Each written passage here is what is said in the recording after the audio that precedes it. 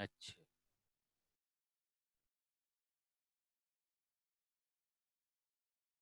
पहले स्टार्ट नहीं करो। Hello, good afternoon everyone. Today's my topic is Eclexia cardia.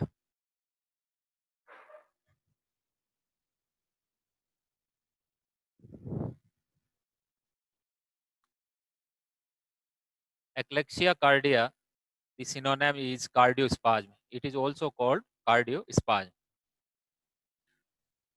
Eclexia cardia, the primary esophageal modality disorder, also called as cardiospasm, because of severe spasm of circular muscles of the lower end of esophagus.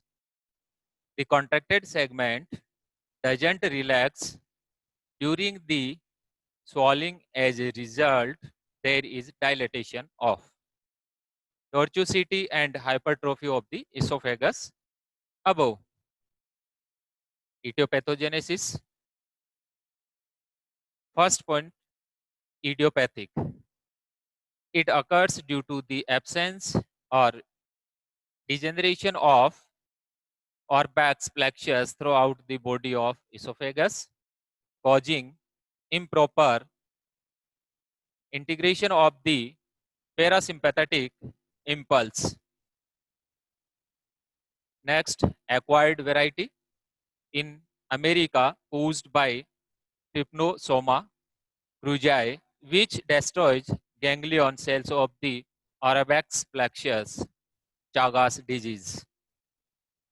Next, stress and emotional factors.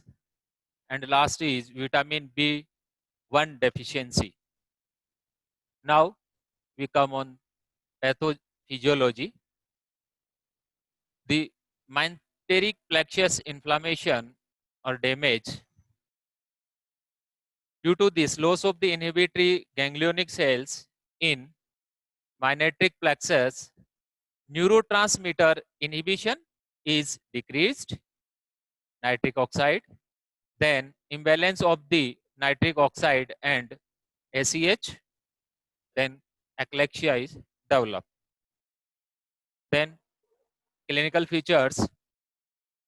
First clinical feature, women around 20 to 40 years of age are commonly affected.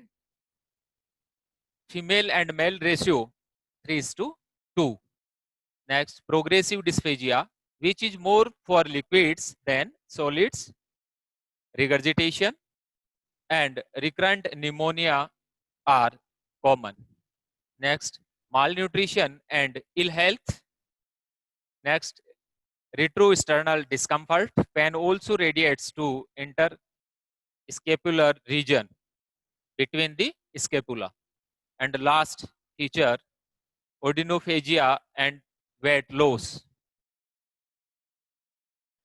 There is a triad of the eclexia cardia, dysphagia, then regurgitation, and then loss of weight.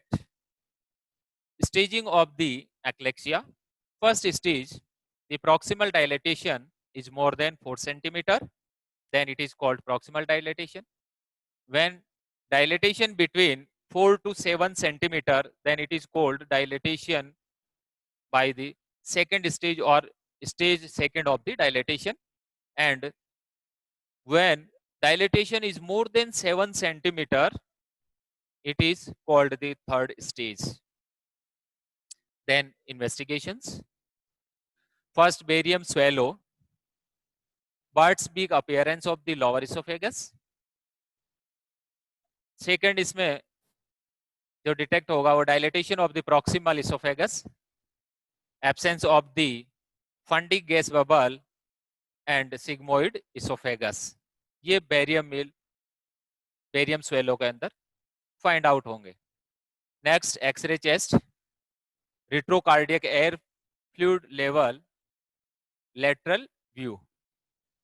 Next, plain x-ray abdomen, erect fundic air bubbles is absent due to the stasis of fluid in esophagus. Then next investigation, esophagoscopy. it defines the dilated sac containing stagnant food and fluid due to stasis. Less is closed with air insufflation and rosette appearance. मैं आगे आपको दिखाऊंगा Rossetti appearance कैसा होता है. Then esophageal manometry, peristalsis in body of the esophagus. Then ultrasound.